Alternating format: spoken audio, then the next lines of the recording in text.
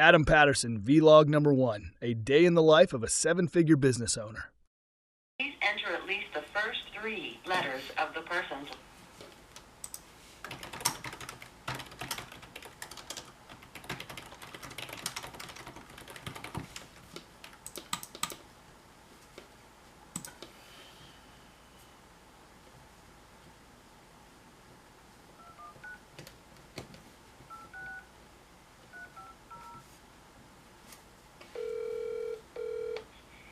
Thank you for calling AMBS. Please wait while your call is forwarded to the sales team.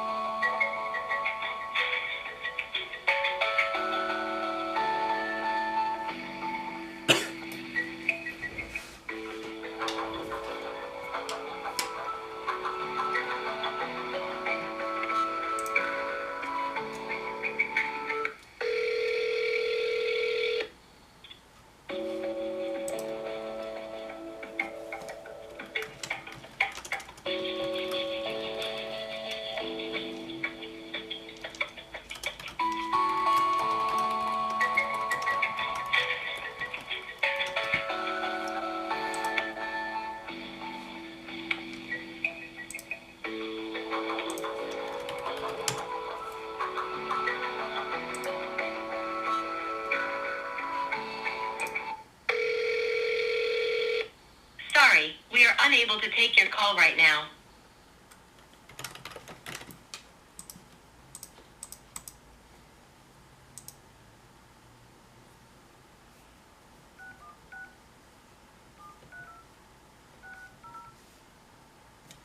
Hello, and thank you for calling American Seating. If you know your party's extension, please dial it at any time during this menu. To search the directory by spelling the last name, press 9. To reach security, press 2. For shipping or receiving, press 3. To speak with someone in customer service, press 4. For payroll, benefits, or pension, press 5. For accounting, press 6. For job applicants and recruiting, press 7. For general human resources questions, press 8. To reach the operator, press 0.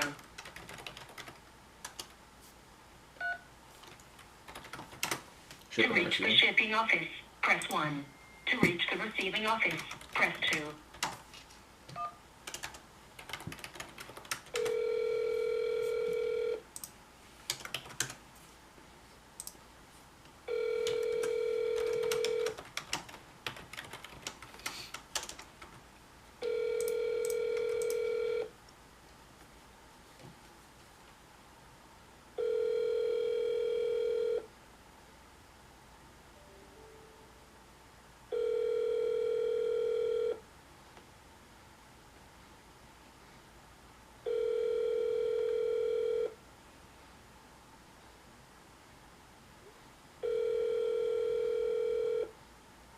Your call has been forwarded to the voicemail for Ryan Ernouts. No one is available to take your...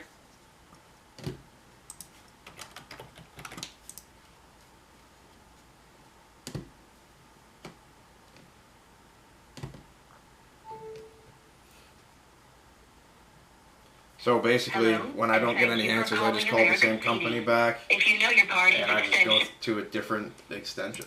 to reach the shipping office, press 1. To reach... Please hold while I try to connect you.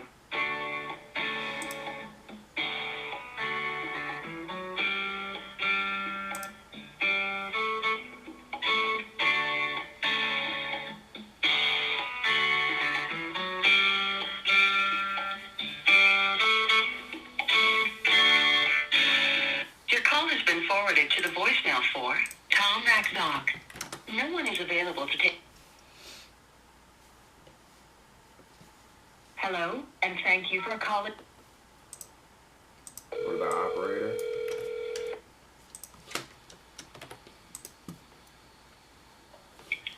Yes, New American Seating. Hi, good afternoon. Adam here at Sunset Transportation. How are you? I'm good, didn't you? I'm doing very well. I appreciate you asking.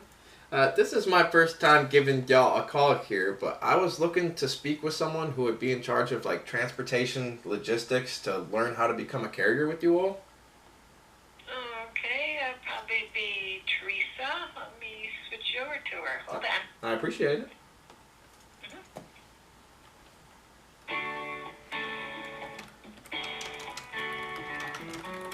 Please hold while I try to connect you.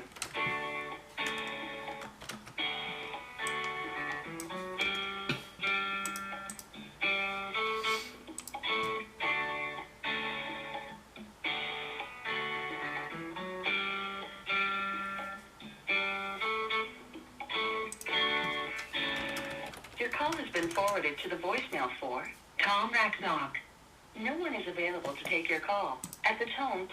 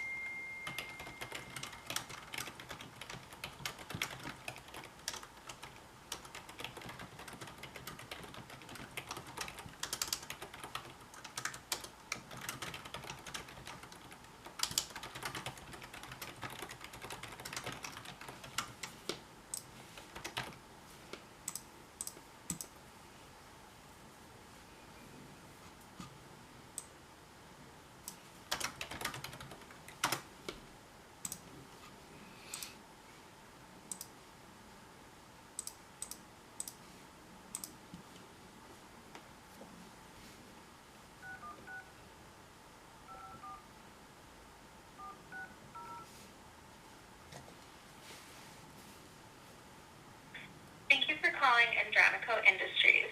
This call may be recorded for quality and training purposes.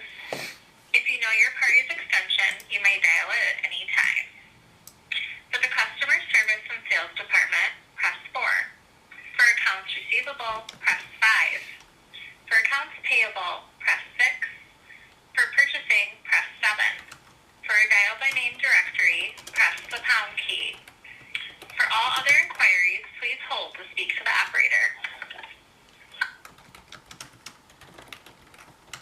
Just gonna go operator on this one.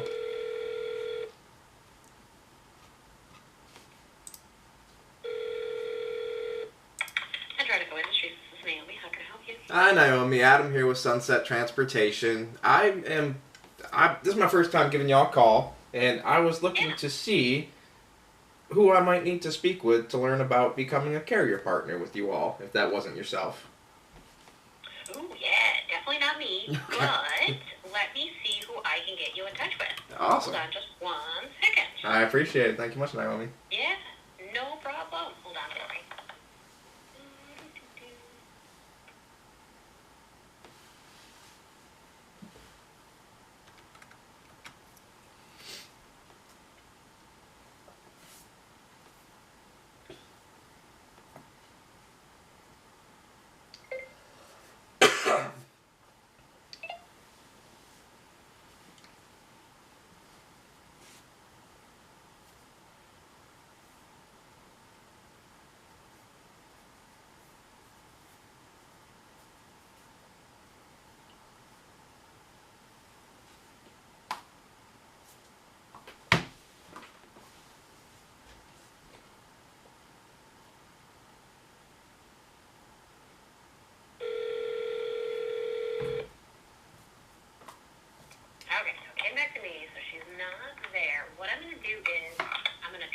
into Shirley Rogers' voicemail. She is our director of customer service. Okay. She is going to be the one you're going to need to talk with. Okay. If it does come back, let me know. Otherwise, I'll put you directly into her voicemail, or at least I'm going to try to, okay? Okay. Before you do, would she happen to have Yeah, what can I do for an you? email address so that if it does come back, I don't keep calling you? Of course, I can definitely do that. Alrighty. It's going to go to Solutions. solutions@andronico.com. Well, that makes it very easy. It's super easy. Awesome. Well, I appreciate it very much, Naomi. Thank you so much. Of course, no problem. Let me put you into her voicemail, or at least I'm going to try to. Yeah, I appreciate it. Of course. Have a great day. You too. Thanks. Bye. Bye.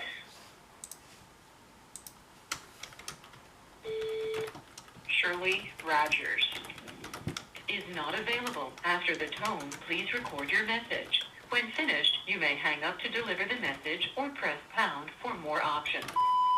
Hi, Shirley. Adam here with Sunset Transportation. My team and I, we work in truckload, expedite, and dedicated, freight solutions, basically. Non-asset 3PL, and just wanted to speak with you because Naomi said that you are the person in charge of all things logistics, transportation, and making sure your customers are happy. If you want to give me a call back, my phone number is 585-353-4645. And then I also was given an email for you of solutions@andronico.com, so I'll be sending my information over, and hopefully we can speak a little bit. Thank you, Shirley. Look forward to speaking with you. Bye.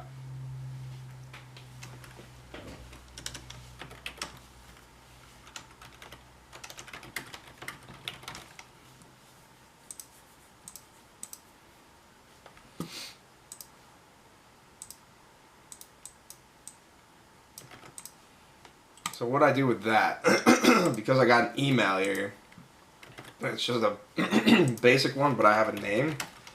I will look up Shirley Rogers at the company, Andronico. Yep, spelled exactly as I thought, just with an E. Shirley Rogers. And she is the director. Customer service. Director. Customer service. Well, and then what I can do, just because she's a customer service director, which is interesting.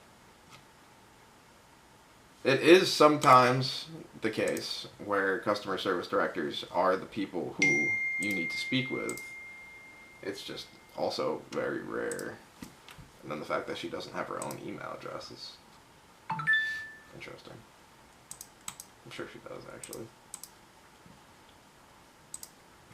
We can find out.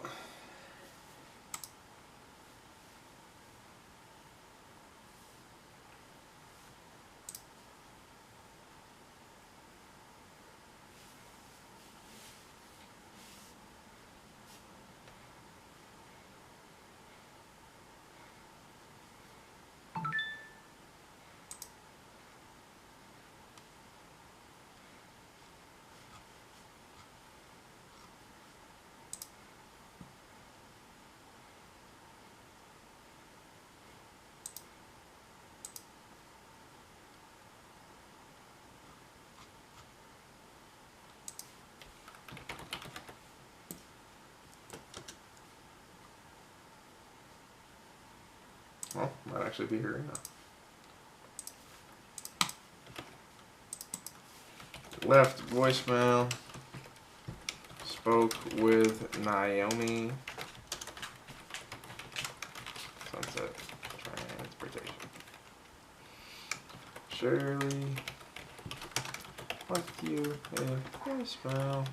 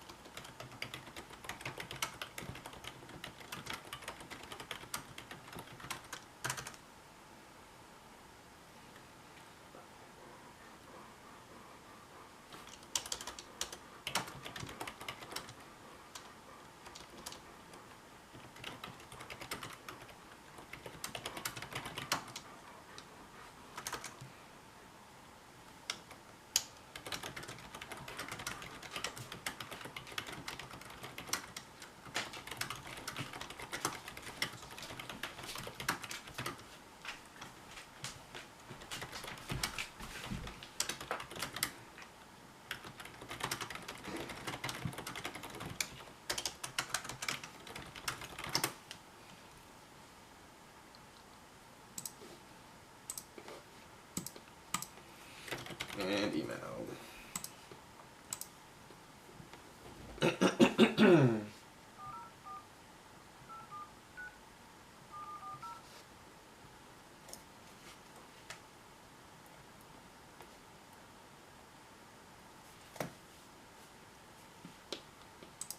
Thank you for calling Whitecap. If you know your party's extension, you may dial it at any time. To reach our dial by name directory, press 9. To reach our Norcross sales branch, press 1. To reach our corporate global support center, press 2. Or to speak to an operator, press 0. Thanks again for calling Whitecap. Wait while I transfer your call. Sorry, this number did not answer. Thank you for calling Whitecap. If you know your party's extension, you may dial it at any time. To reach our dial by name directory, press 9. To reach our Norcross sales branch, press 1. For sales, press 1. For receiving, press 2. For shipping, press 3. For sales, press 1. For receiving, wait while I transfer your call.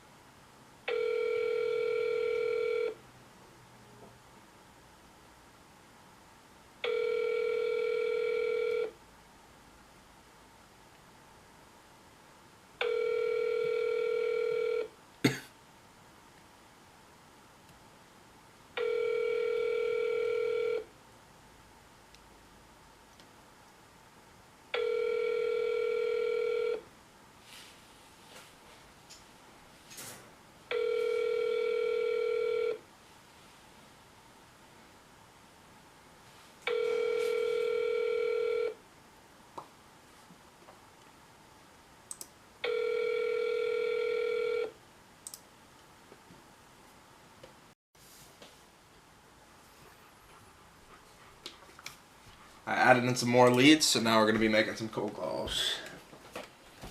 So I got my pad of paper and everything here. These are brand new leads, so everything is exactly cold.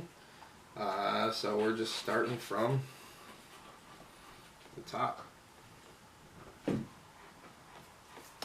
Look at the website for a brief second.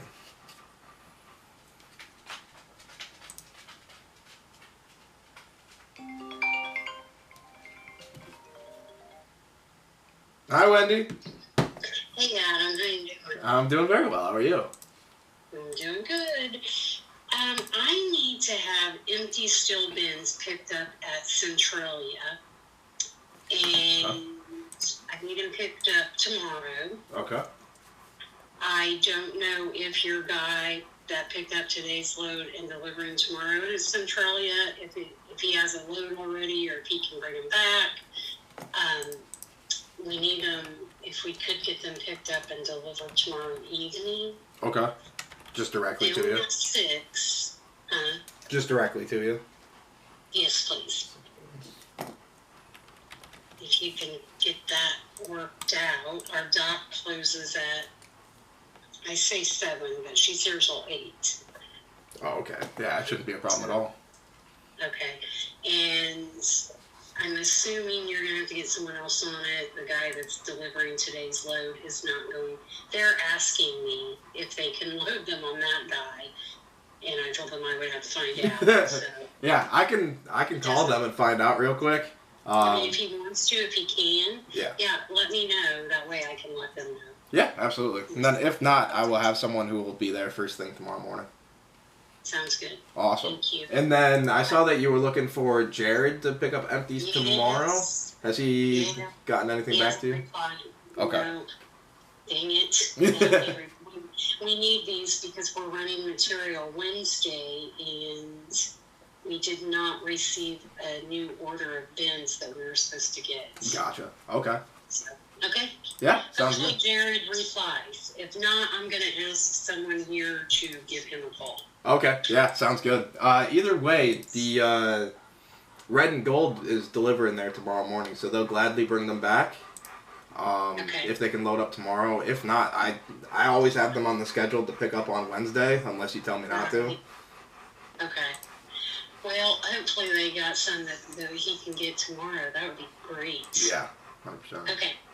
Thank you. Absolutely. I will work on this return from Centralia. Okay. Awesome. Thanks. Thank you. Bye.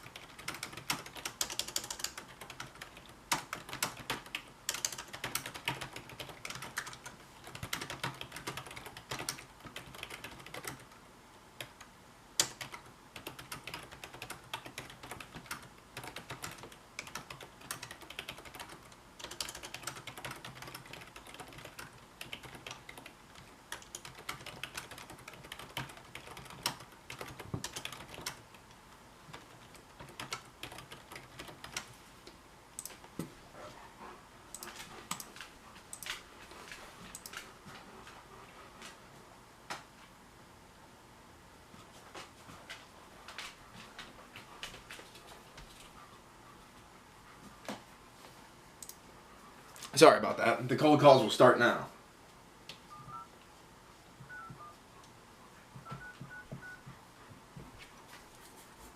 The number you have reached is not in service. That's This crazy. is a recording.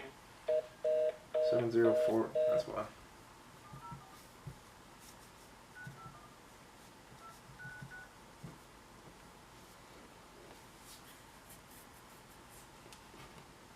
Welcome to American Anisford. This call may be monitored for quality assurance.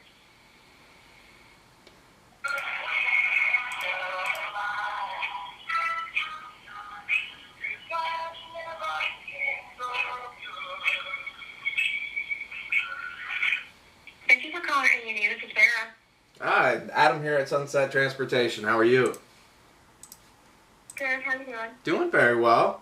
I am reaching out for the first time here, and I was looking to speak with someone who would be in charge of transportation, logistics, and onboarding new carriers.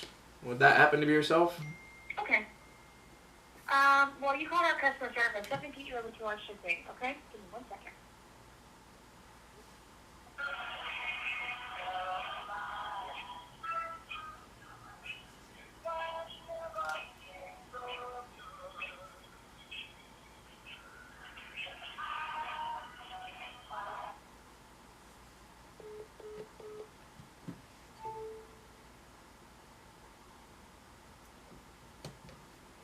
They hung up, so I'm going to call right back. Welcome to American Anisford. This call may be monitored for quality assurance.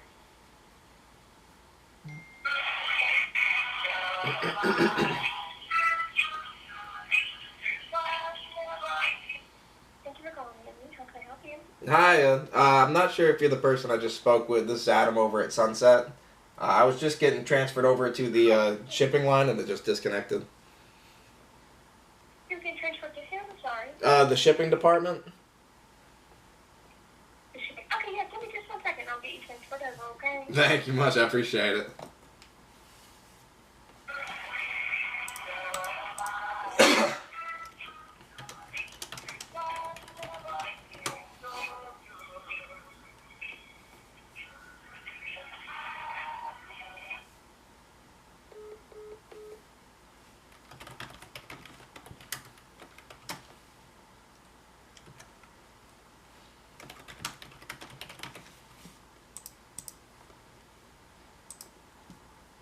So I'm not going to call him a third time, but we know that we're going to the shipping department.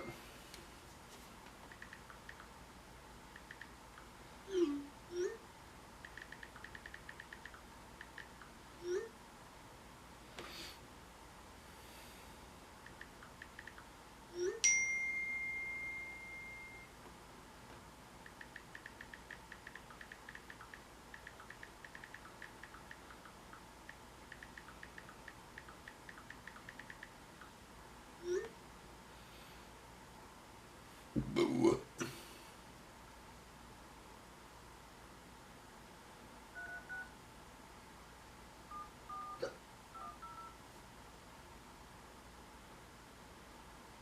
Thank you for calling Amar Garage Doors. If you know your party's extension, please press 7 now. If you know the name of your party, please press 0. Otherwise, please choose from the following menu. For our mailing address or hours of operation, Then I could sell it for $50 million at a minimum, or I could sell it for some multiple of whatever that is, and especially if all the employees do the work and I'm not the one who's making it run anymore. So I have the potential to make a lot more over time doing it this way than I would had I stayed. The only difference is that I gave up a job where I was making six figures, and decent six figures, like not small six figures, I'm talking decent six figures. I gave up a job doing that to go to 0 in terms of guarantee, just all because I wanted to bet on myself. And I think that's a worthwhile conversation to have with yourself, especially if you are not someone who's willing to actually put in the work and you're just sitting there dreaming and thinking about it. Because I knew a lot of people like that too. There's people who worked at the same company as me who brought up this idea to me all the time and were like, oh, I could be making X and they're taking this much from me because I'm doing all the work and it's my business and it's all this and they blah, blah, blah. And, to this day, they're still there doing it. They haven't left. They just spoke a lot. And I've been gone for months. Alright, we are back for the daily vlog here. I have already actually made all my sales calls. The camera died. And I have to charge it, and I have one charger with 2 batteries, and my second battery is way worse than this one. So I've actually made all of my cold calls for the day. Well, not all of them. I'm gonna make more, but I've definitely made the majority of them. So yeah, my schedule went from this morning I sent out my emails to customers, and then I just spent. It's 12:15 now, and I have cold called 30 companies and sent out 14 sales emails. Of the 30 companies, I probably call most of them more than once, just to go to different extensions or whatever, just to find a contact for who I need to speak with, and just kind of keep things moving forward. The goal is always to be moving forward. So that's kind of where I go when it comes to that. Plans for the rest of the day. I have to do what's considered to be lead gen, so I've already sent over a whole ton of leads that I've found that I want to reach out to, and I just need to get approval from my team that we can I'm going to pursue them, basically. And then from there, I'll just add them into my CRM here, and I'll just continue on calling and starting new cold conversations. That's pretty much what's going to take up the rest of my day, is just adding in those companies that I've gotten back and already said yes, like let's go after them, like approved, they're qualified. So I'll just start calling, and that'll be what I do. So I'll add in more companies, and then I'll start more cold conversations. And the aim for that is just you're always looking for growth. So I've already got my current clients, and I look to grow with them constantly, but I speak to them every day. And it's not like I'm not going to speak with them every day. I speak to them every single day. So the goal is always growth with everyone. You want to grow with your current clients and gain more of their business that they have for you, as long as you can be profitable in it.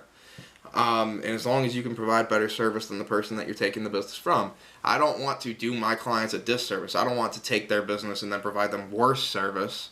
So the goal is always better service. And the goal is always to have a certain percentage of profit margin, somewhere above 8% if it's contract, and then somewhere above like 15% if it's not contract. So that is the aim for me. So when it comes to taking business and gaining business, I want to make sure I'm doing it the right way. I don't want to be screwing over my current clients, ruining their current partnerships or whatever to disservice them. That's not the goal of business at all.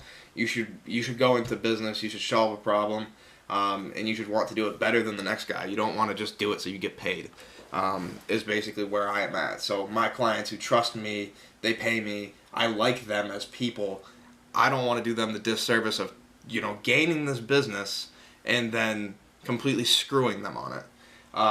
That would be awful. So the goal is always growth, right? You want to grow with your current book of business, and then the growth is always in new customer acquisition, which takes the longest amount of time. You can grow with the current client pretty quickly if you freaking just absolutely service them out of the park. It's the actually getting to the first yes where they give you that opportunity to service them that takes the longest amount of time, and then from there it can go pretty quickly. But so the goal is always new customer acquisition. You want to spend a lot of your time. I want to spend a lot of my time on new customer acquisition, and this is why I need to hire a salesperson. Because right now I do it by myself. I am the salesperson. I'm the sales head. I have somebody who runs my operations for me, but I am the salesperson. It's what I like doing anyways. I don't want to sit back and just operate all day. But what I need is an additional salesperson now to help me fuel this growth, because if I can get to 1.5 to 2 million in 1 year by myself, assuming I can do the same thing again next year, if not better, so my current book would do the same thing next year, 1.5 to 2 million probably, unless we grow more. So 1.5 to 2.5 million or 1.5 to 3 million, right? And then if I add another 1.5 million next year, just through new customer acquisition from myself, and then I have an additional salesperson who could say do like a third of it, adds 500,000. We add 2 million to an already existing 3 million. We do 5 million, and then the growth is just ever expanding, because then you can use all of the profits to hire another salesperson and another salesperson and another salesperson. Eventually you need another operator, but that is the goal, and that's kind of how you take profits and reinvest them back into your business. In this particular business, you invest in people. You invest in people because I've already created the processes.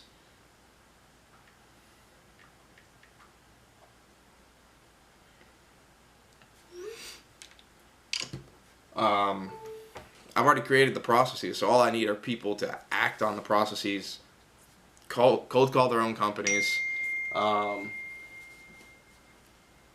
Sorry, dealing with a business issue.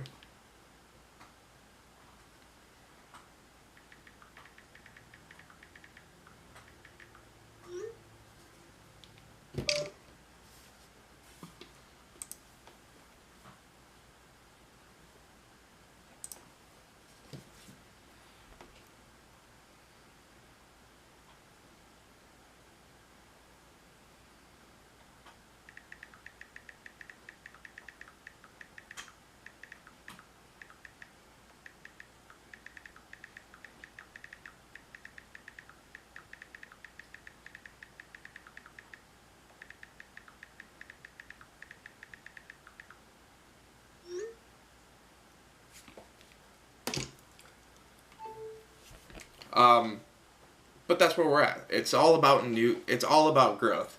I want this to become, I don't really have an end goal in mind for it. I don't plan to ever sell it, so I would like it to get as big as it possibly can be. But like I said, at my past place of business, I grew to 10 million a year run rate in just under 3 years. So there's no reason why I can't do that for myself. Run rate being revenue. That's what we make in revenue. So an 8-figure company in 3 years would be pretty freaking cool. And then I would imagine by that time, it's a lot harder going from 0 to 1 than it is to go from 1 to 10 or like 10 to 100. So we've already hit 1. You know what I mean? So we already have profits to actually help fuel the next 9. So it helps, because I can add bodies and add manpower.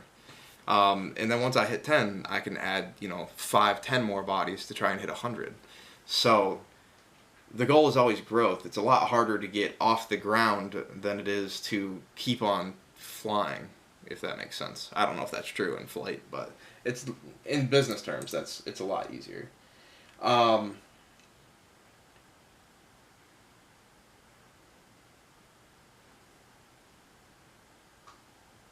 Sweet. Everyone's on site.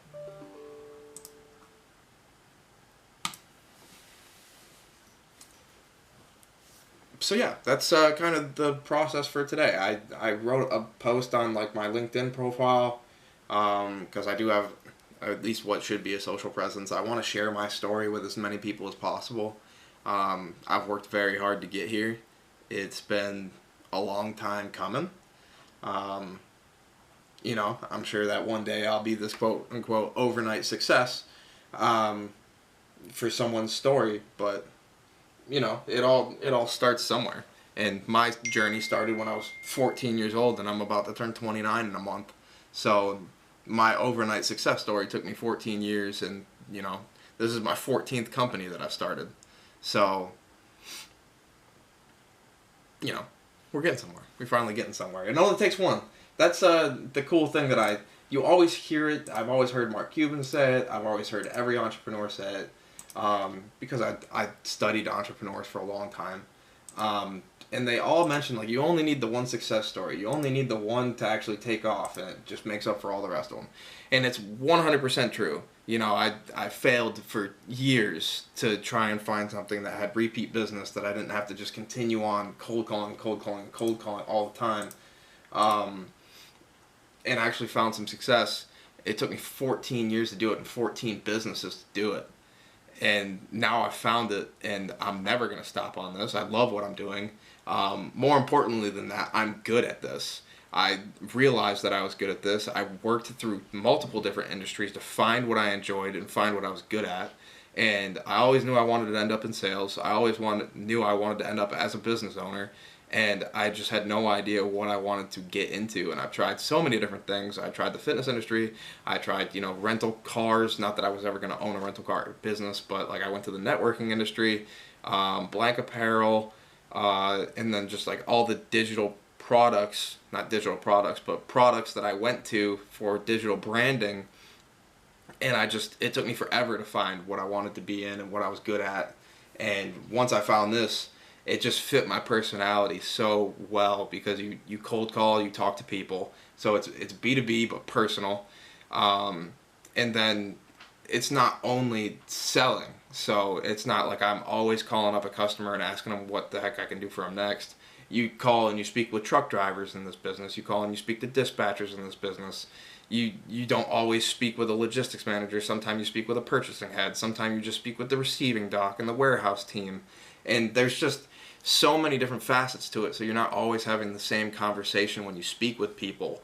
And that's what kind of does it for me. Because it's not always about, it is that you transact every day. And it only takes one sales cycle to get to that. But it's just, I don't know, it's the culmination of everything is really what it is. And it's very exciting for me. You do transact every day, which is a lot of fun. You can see everything visually in terms of like dollars that you're making, which is very cool. It's a lot of fun. And that's why I ended up in this industry for the long haul and decided like this is where I want to stay, because I knew that company, if I stayed there, it was going to be the last one that I ever worked for. I never wanted to leave it. And what kind of pushed me to make this jump out onto my own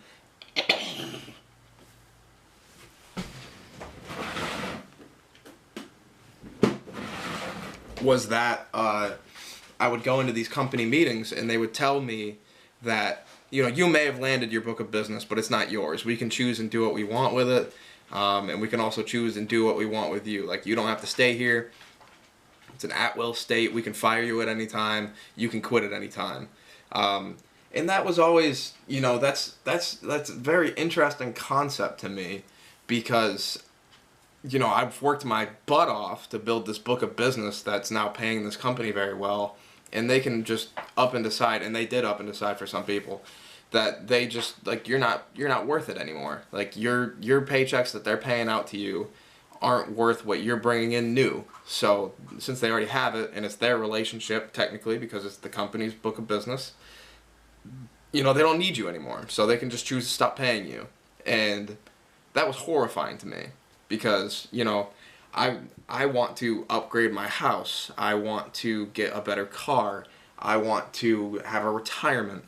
All these things. And at any point in time, they can decide, like, Adam may have worked his butt off to get to the income level he's at, but he's no longer worth the squeeze because he's not outputting, more than we're paying him every year, or something like this. Even if the majority of what they pay out is commissions, they can still decide it's not worth it to keep me around. And then when that happens, I leave with nothing other than whatever I put into retirement, which I was putting in a good amount, but I leave with nothing. There's no residuals to me. There's nothing. In building your own company, you keep it all. So that was really like, as time went on, the math wasn't mathing, as you could say. And the only thing that made sense was for me to go out on my own, even if it meant going back to zero and then building from the ground up. It made more sense to do that than it did to continue on where I was when there was the potential that they could take it all away from me. And on this side, there's only the potential that it could ever go up. As long as I keep working, And I'm never going to stop. I do relax sometimes. I don't always push. I do get complacent. But the more success that I've had in this, the more that I want. So I just continue to push and push and push. And that was how I was there. I had a good year my first year. I had an even better year my second year. I was having a better year my third year. And then I left and I went, and now I'm having my best year ever. So I just seem to continue to get better and better and better as time goes on. And if that's the case, if that's true, I had no reason not to bet on myself that I could do it again and again and again and again, especially because when I call someone, I don't pitch the company, I pitch me. So if I'm pitching my relationships, my expertise that I've built over the years, my ability to operate somebody's freight, and just like my work ethic, where am I including the company in that? You know what I mean? So I'm building this book of business using myself, my knowledge, everything that I've researched, all my skills that I've built up, and they get to keep all the rewards for it for the long term because I wanted to accept a salary of $40,000 in benefits, and I just found that to be freaking crazy because if you think about this, athletes work their entire lives and they are the product, right? So you yourself are a product inside of a company, inside of the well-oiled machine. There are people who do jobs better. It's just fact. You can still take a process, two people can work the process, and one person will do better at it. That is how it goes. And that comes down to your skills, your abilities, your work ethic, and what you are capable of actually achieving and what you believe that you can achieve. And if that's true, that's why athletes get different guarantees every year. Athletes get different contracts for their skills, and then they get different guarantees. And if you are a better salesperson than the next guy down the line, your guarantee for that next year after you complete a year or whatever and you've proven that you're better, your guarantee should be higher. Your salary should increase. So if they tell you, no, your salary is not going to increase, or they don't even give you that option to increase your salary because you're commissioned and because you're a better salesperson, you're commissioned more because you landed more business or you have more business or whatever, that's not the same thing. It's not a guarantee. That's them saying you already did all the hard work. Your hard work is what will pay you more than that next person, but they're not guaranteeing you anything. And I thought that was entirely too flawed, especially when I did have the option to go out on my own and every year it would build and build and build, especially because while I was there, I started at zero while I was there, and I built it up to 10 million. So if I could do that, why couldn't I do it again? And then I've been successful in every business that I've ever worked in terms of sales. It's never been one where I've epically failed to where I got fired from it. I've never been fired in my life. So if that's all true and me just working hard will get me some form of success, me working hard and also having knowledge in the industry and also then having the skills that I've built over time, it just seemed like an absolute no-brainer for me to go out on my own, build this, and then I get the lifelong rewards of it for paying me in perpetuity for as long as the company lives on for. And if I want to, someday, if I want to have some form of liquidity event where I either take it public, which I probably wouldn't, sell a portion of it, or sell all of it outright, I get this massive payoff that would be far larger than I would ever have in a retirement account, putting money in it for 40 years. So this seemed like, of all things, it seemed like the safest option for me in my personality type because I'm willing to do the work. If I wasn't willing to do the work, I should probably, go in the opposite direction and, accept a salary and just put money away for retirement and, work until I'm 65 or whatever. But if I do this the right way, I'm 28. By the time I'm 38, turning 39, this business could be doing 50 million a year. And if that's the case, then I could sell it for, camera turned off there. I like this business a lot. There's always something to be doing in it. You can always make another sales call. If not that, you don't have to be doing sales all the time. You can focus on your operations, which is where you're actually managing, watching, running the freight. And then on top of that, I own the company now. So instead of just working inside of it, I can do things that actually improve the business itself. I can find more service offerings. I can find more partners. And then I can just kind of come up with more plans, more ideas, different sales pitches, and just other things that you can work on that, it's not always just I'm sitting here making cold calls is what I'm trying to say. And if I get bored of making cold calls, I'll call a customer. And then, working for yourself, if you get tired of doing all of that, you could just stop for the day, And I spend a lot of time, I call my brother quite often. I have an older brother who I speak to. I'll call my freaking employee and just talk with him. I'll go play video games if I want to. I'll go outside. I work from home. I have a barn out back. I'll go outside and just tinker around or mow my lawn or just do something, work on my landscaping. I read a lot. I guess I'll show my bookshelves. So I read a lot. I also have a Kindle membership. I've got Spotify Premium as well, so I can listen to books. I have a gym that I built in my house, so I can just go work out anytime that I want to. There's things that I can do if I get tired of working for a day, and they'll usually, revitalize me, and I'll come back and I'll work again. The one thing that I will say is that I do treat this, I at least treat this portion, the sales portion, the operations portion, everything, like it is my job. So I show up on time. I show up between 6:30 and 7 o'clock a.m. every morning.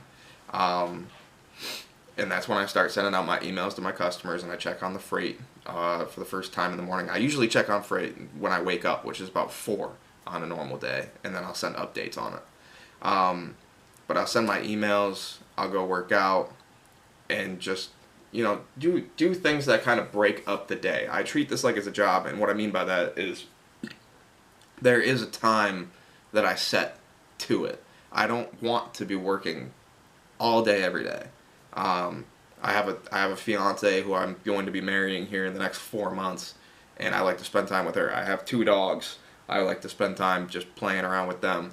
I have a house to take care of. I like to play golf. I like to shoot. There's just other things that I do want to be doing. So I don't want to spend all of my time working, even though I love this. And I chose to do this, and I gave up a great job where I was making a great living to do this. I don't want to be doing this all the time. There's no reason for that. I make plenty of money in the working hours, and I don't need to sit here 24/7 and think about this and stress about this and do this.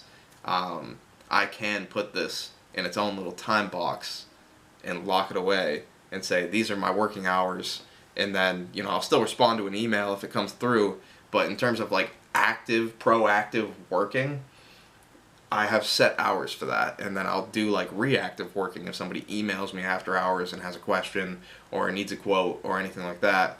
But in terms of proactive work hours, it's pretty much 7 to 4 is when I work, and then after that it's more reactive. It's if somebody reaches out to me opposed to me reaching out to them, or if somebody responds to an email I sent during my active work hours, I'll respond to it after hours.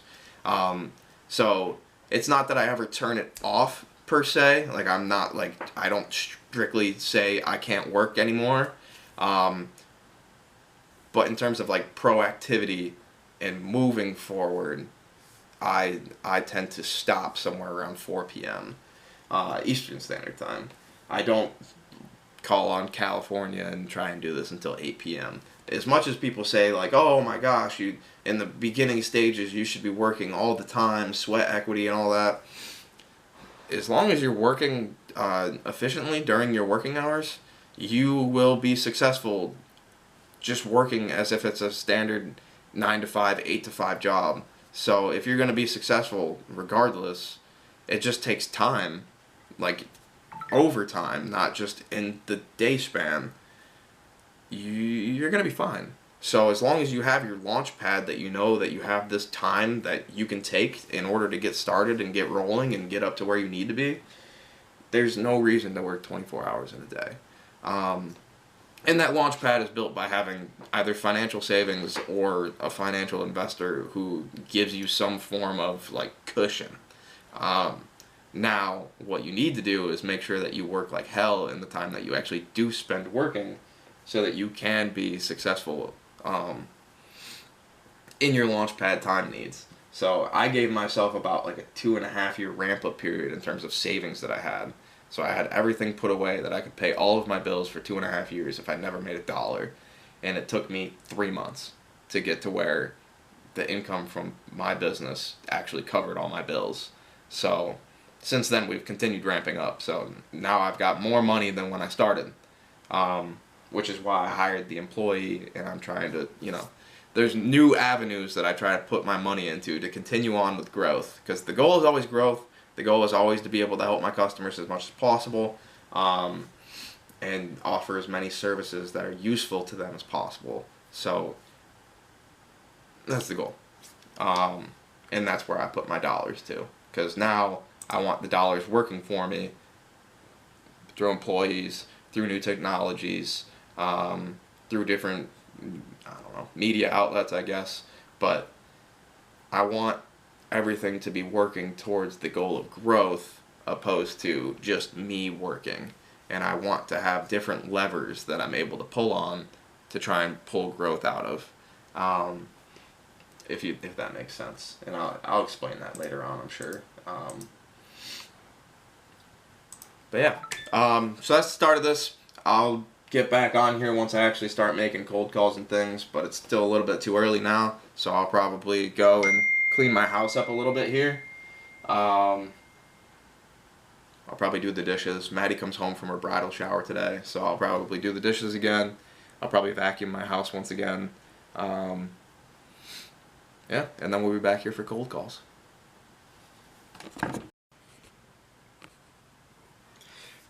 Good morning, world. Adam Patterson here, and I wanted to start a little series about, I guess, my day-to-day life and being a business owner of a 7-figure freight brokerage company. Just kind of wanted to take you through like my daily routines, kind of start like the daily vlog idea, and just kind of work you through my day-to-day and kind of how I got here. So I didn't want to start it at the beginning of anything because I felt like I would be a poser if I tried telling you about building a successful company when I had 0 customers just starting out. And I didn't really want to get that imposter syndrome. But now that I have a 7-figure business, and well, it only took me 8 months to get there. I also worked in this industry for about 3 years prior to going out on my own. So it wasn't the most difficult thing in the world. It wasn't the most difficult thing in the world getting here, because I had done it already. When I worked at the company that I worked at prior, for the 3 years that I worked there, I built a $10 million book of business year-over-year run rate. This year, at 12 months, I'll finish somewhere right around $2 million for my first 12 months in business, and that's good. Somewhere between 1.5 and 2 million. I don't want to make it seem like I'll actually hit 2 million, but somewhere between 1.5 and 2 million. And, it's really good for a first year in business. It's been pretty cool. I've hired an employee now who works for me, which I find to be just incredibly rewarding. Being able to pay somebody's full-time salary is pretty freaking cool. But I just kind of want to walk you through what my day-to-day looks like. So right now, as I'm recording this, it's 7:58 a.m. Eastern Standard Time. I live in Tennessee, so I am in the Eastern time zone. I don't live as far as Nashville. I live in Knoxville. And pretty much what I have done today, I have a morning schedule. I did not stick to it this morning. It's a Monday, by the way. But this morning I woke up just around 5:50 a.m., which is late for me. I have 2 dogs that I took outside. Here they are, wrestling. I have a little corgi. This is Butters. And then I have a giant German Shepherd. That's Ruger. So I took my dogs outside, and then I went and drank some coffee sitting in my kitchen. I have a small house here, very small house, 950 square feet.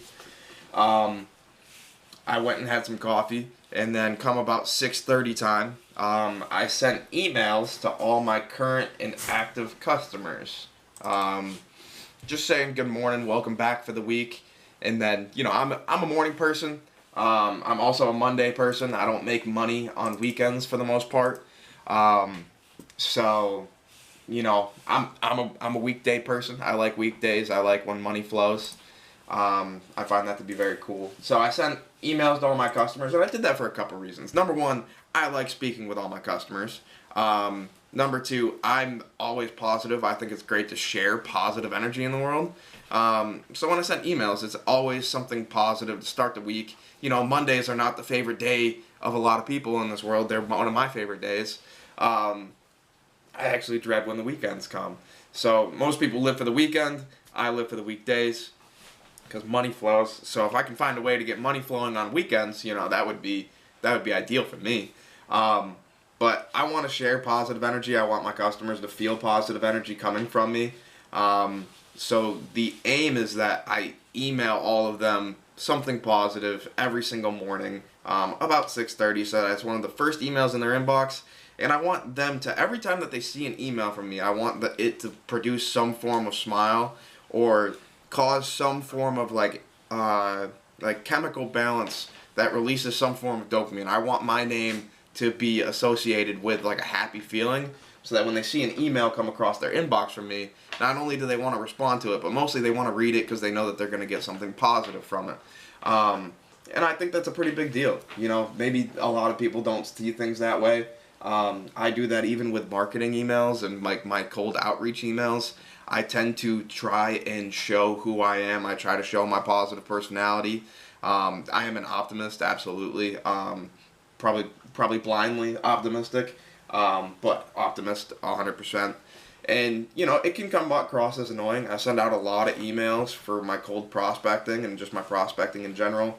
It can probably come across pretty effing annoying. But the aim isn't to be annoying. It's not to be, a pest to any of these people. It's just to share my personality. It's to share some happiness and spread some positivity in the world. So, if people can't get that, they don't have to work with me. Yeah, you don't need a ton of customers. I don't have a ton of customers that work with me now, and I'm still big enough. I get to work from home. I get to do things my own way. It doesn't take a lot to reach your goals. It doesn't take a lot to become a person who can work for themselves forever and have long-standing customer relationships, hire employees, and eventually you might escape actually working in a day-to-day. I might escape it. I don't know. I don't know if I would even want to. It's just kind of like this weird thing. You control your time. You kind of control what you want to do with it. You control your income for the most part. And all that's happened since I've done that is I've worked harder than I've ever worked before, and now I have an employee, so technically I don't really have to.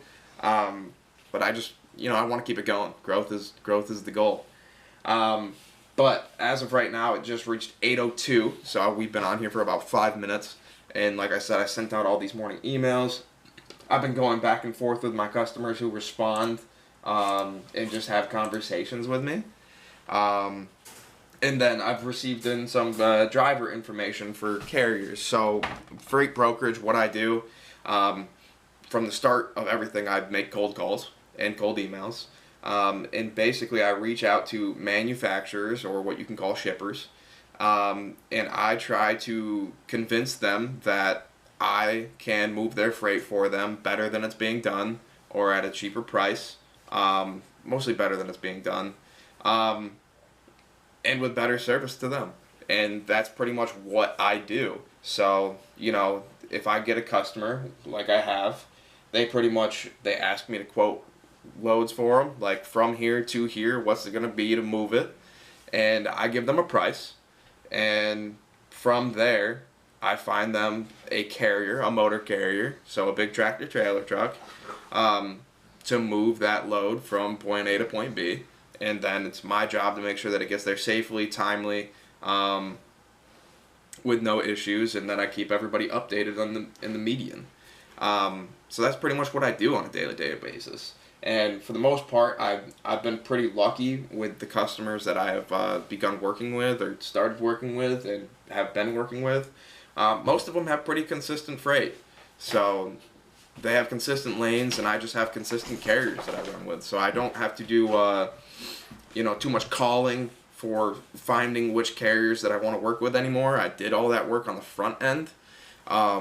So now I just pretty much, I receive in freight. I have rates that I've already given these people that I told them I'll just keep it consistent forever as long as it works for them. If not, please give me a second look. And then I just send it off to a carrier that I already have an agreed rate with, and then I make my margin, and I just do this week over week. And then, I spend my time mainly on the sales side. So most of what I do is cold calling, cold emailing, warm emailing, current client outreach, and just more relationship building. And that's pretty much what I do with my time in the day. Somewhat, I will reach out to more carrier partners and just try and learn new carriers, try and understand new lanes, so that when I reach out to a new prospect, I can say, I've already got a carrier who I know will run this lane. Tell me about these lanes. Tell me what you're getting them for currently. And I'll see if I can, A, get you a better price, but B, maybe I can offer you a better carrier partner than what you have right now and better service. I try not to sell too much on pricing. I don't mention it at all. It's not very great to do up front. It is a last resort that I do. If someone doesn't want to hear me out on service, if someone says that they're getting the best service for the money that they could possibly spend right now, I will challenge them on that. I believe sales is about challenging, about questioning. I believe it's exploratory. So I will challenge someone and say, well, tell me what pricing that you're getting, and tell me about the service that you're receiving for it, because maybe I could match the price and give you better service. Or maybe I could get you less of a price if you're willing to sacrifice on some of these things.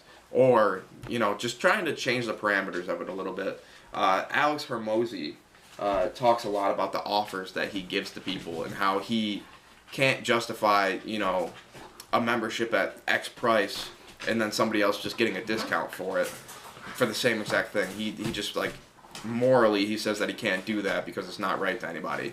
And I tend to agree with that. I also tend to believe he's lying. But he says that he'll change the parameters of the offer, and he'll say, okay, well, instead of offering you a 30-day at this, I can offer you 60 days at this discounted price. And that's kind of what I do. So I'll try to change the services a little bit or whatever. If you're willing to sacrifice a little bit on how hands-on I am with this, and you're willing to just get a few updates or whatever, and I'm not calling you every hour or whatever to give you the update, maybe we could sacrifice a little bit on the margin and get you a different pricing. So that's kind of my thing. Other than that, I don't tend to start cold calling, especially on a Monday, until somewhere between 8:30 a.m. and 9:30 a.m. Most people are getting to their offices. Most people are not very happy that it's Monday, and as much as I want to share my positivity, sharing your positivity with someone who just sat down, hasn't drank their coffee yet, and is just entirely angry and upset that it's Monday, it might not, work out the best in my favor. And I try to, I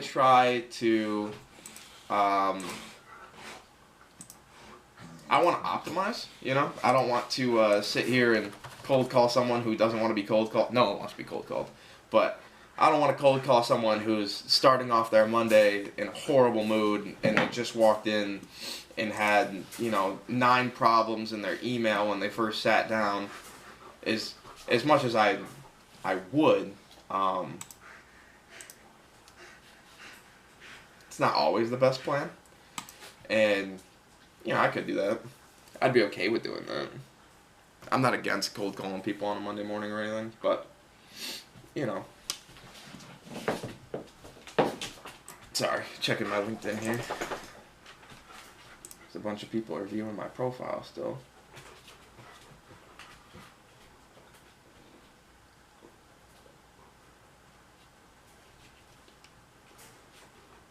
Interesting.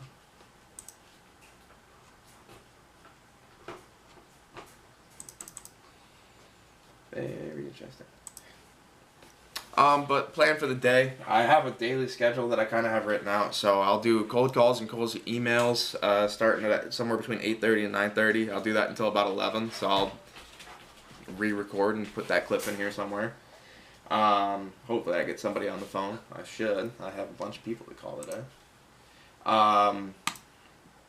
And then, I'll take a lunch break or whatever, and my goal would be to sit outside. Although the weather, it looks pretty awful for the day. I guess not. From right now, it's dark and gloomy and doesn't look like there's going to be even a ray of sunshine. But according to the weather app, there should be. So that's something. So, cold calls, I'll try and sit outside just to get some fresh air and just get some sun on my skin. I don't want to sit in this office all day. I work by myself from my house. I have one employee who works remote. So there's not a lot of human interaction in my day-to-day. So one of the things that I do try to do is get outside every single day and just sit out there. I think it helps. I also have a golf membership, so I'm a member of a country club out here, so I try and go to the country club, and that way I can, speak with some people or whatever. And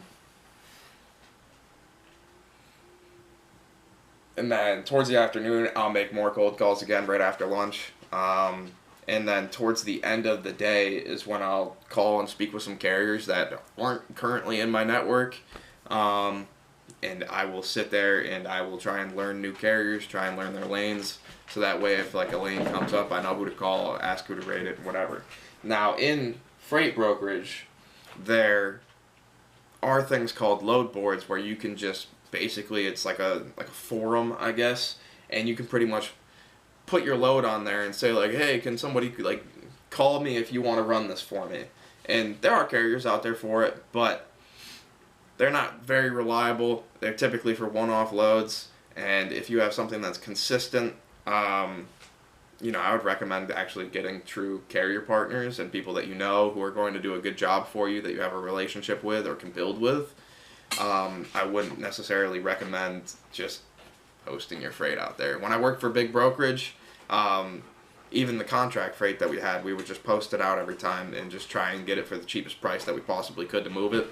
And, as great as that is for margins, it creates more workload for you. It takes a lot of time, and you have to sit there and worry that someone's not going to steal the freight that you just loaded onto this trailer. So how do you counteract that? You know your carriers, and you just learn about them. Like freight fraud and freight theft is a giant problem. It's in the news all the time. Safety, CDLs, non-domiciled CDLs getting revoked. There's a lot. So the way to counteract that is to know who your actual carriers are and send them in for your freight, opposed to just letting anyone pick up your freight because their price works. Yeah, so that's what I have to say about that. So I'll reach out to carriers, and then I'll spend the remainder of my day probably editing this video or trying to. I don't know how to edit. I don't post on YouTube. So this is going to be probably, it's not my first video that I've ever posted. I've tried to make YouTube videos before. None of them have never been something that I've stuck with. I would like to stick with this, mainly because A, I'm not doing it for the money. I make enough money doing this already. But B, I just want to share things with the world, kind of what it looks like to work for yourself, kind of the discipline and schedule that you have to put yourself on. I mean, it's going to be different for everybody, but this is what has seemed to work for me in my life.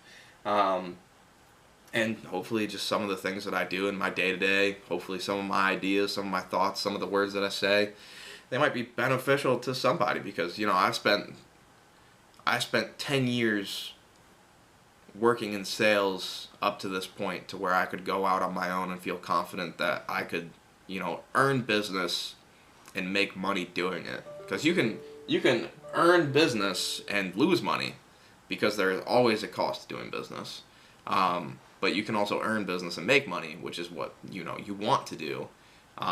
So you're not buying market share; you're actually earning it through providing value, and the value that you provide comes through in the margin that you make. So those are all good things. But I've spent 10 years working in sales up to this point. I spent 3 years in this industry, and then I've spent I'm 28 years old. I'm soon to be 29 come November. It's October currently. I've probably spent 14 years of my life, because I was 14 when I started my first company, which was landscaping in high school. And then I've just tried to build different businesses ever since then. I've had some wins, I've had more losses. This is the first one that I've kind of struck it big with, in a sense. Not that I've struck it huge, but this is the one that I wanted to keep doing. I like it a lot. There's always something